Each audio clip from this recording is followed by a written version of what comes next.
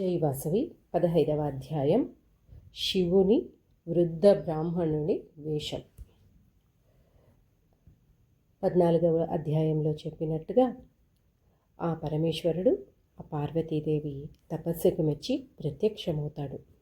కళ్ళు తెరిచిన పార్వతీదేవికి శివుడు ఒక వృద్ధ బ్రాహ్మణుడి వలె కనిపిస్తాడు.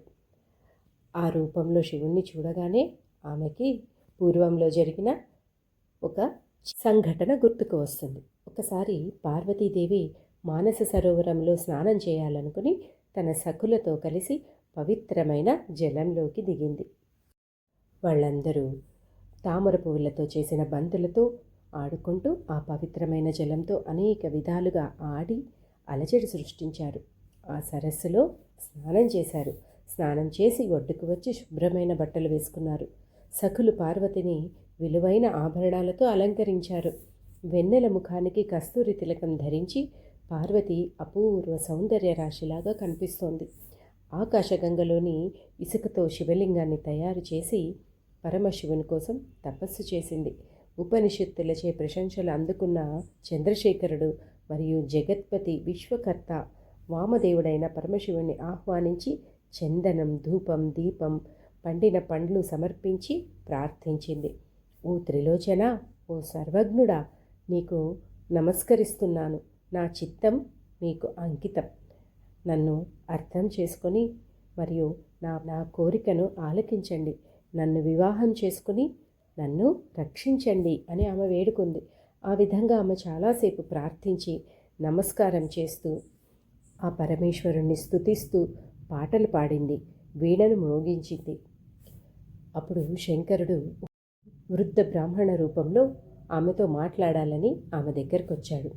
సన్నగా నారు వస్త్రాలు ధరించి పొడవాటి గడ్డాన్ని పెంచి మోకాళ్ల వరకు ఉన్న జడలతో సూర్యుడిలాగా ప్రకాశవంతంగా భస్మధారి త్రిపురాండ్రధారి నదీ జలాలను తన కమండలంలో నింపినవాడే ఆ వృద్ధ బ్రాహ్మణుని చూసిన పార్వతి త్వరగా లేచి తన సఖులతో ఆ బ్రాహ్మణుణ్ణి నమస్కరించి అంజలి ఘటించి అర్ఘ్యపాద్యాలు మధుపర్కాదులతో పూజించి స్వర్ణపీఠాన్ని స్వయంగా తెచ్చిపెట్టింది.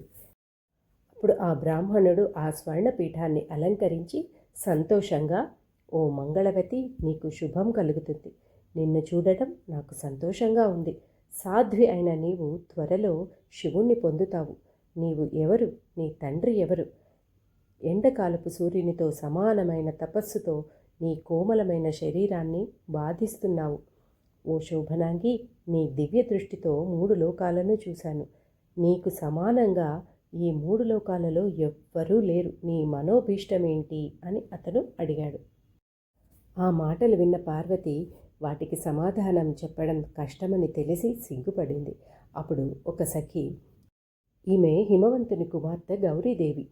లోకాధిపతి అయిన శంకరుడే తనకు పతి అని నిర్ణయించుకుంది. నిత్యం భక్తిలో నిమగ్నమై ఉంటుంది. శంకరుడు మా గౌరీదేవికి ప్రసన్నుడవుతాడా? సర్వజ్ఞులైన మీరు దయచేసి మాకు తెలియచేయండి అని వేడుకుంది.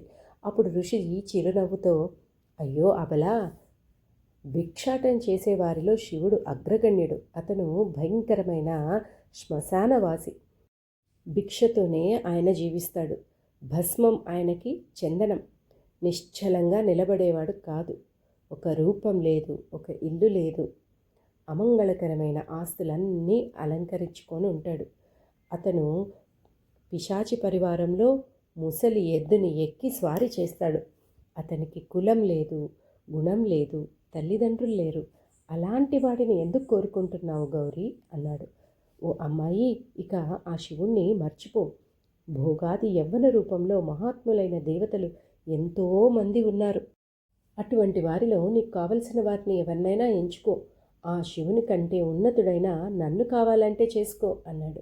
ఆ బ్రాహ్మణుని కఠోరమైన మాటలు విని పార్వతీదేవికి కోపం వచ్చి దుఃఖంతో కళ్ళు ఎర్రబడి కన్నీరు కారుస్తూ ఏడుస్తూ మహాదేవా, మహాదేవా అంటూ ఆ ముసలి బ్రాహ్మణుడి మాటలకు మనస్సును ఎంతో కష్టపెట్టుకుంటూ వెనక్కి తిరిగి కూర్చుంది. అప్పుడు పార్వతీదేవి యొక్క సఖులు అతనిపై కోపంతో, వెళ్ళిపో, బుద్ధి లేని ముసలి బ్రాహ్మణుడా, వెళ్ళు అన్నారు. అది చూసి గౌరి, వృద్ధుడు భ్రాంతి మొద్దుబారిన బ్రాహ్మణుడు ఏదో బుద్ధిహీనంగా మాట్లాడారు, అతనిపై కోపం తెచ్చుకోకు, అతన్ని పంపించి వేయండి అంది.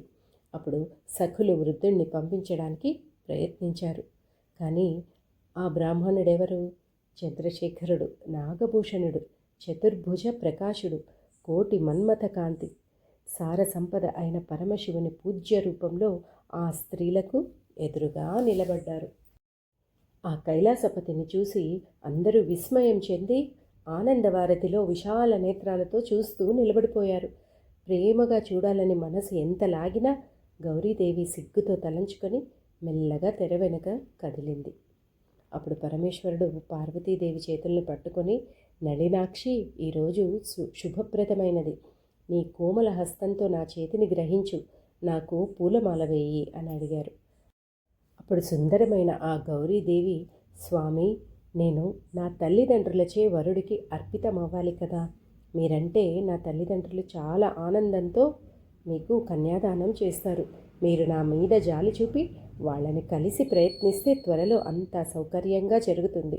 ఆమె ప్రేమోత్సాహంగా ఈ మాటలు చెప్పింది. అనంతరం గౌరి తన చేయి విడదీసుకుని వినయానందంగా అక్కడి నుండి బయలుదేరింది. ఈశ్వరుడు పార్వతికి ఆకర్షితుడయ్యాడు. విరహంతో కైలాసానికి తిరిగి వచ్చాడు. జై వాసవి. 15వ అధ్యాయం సమాప్తం.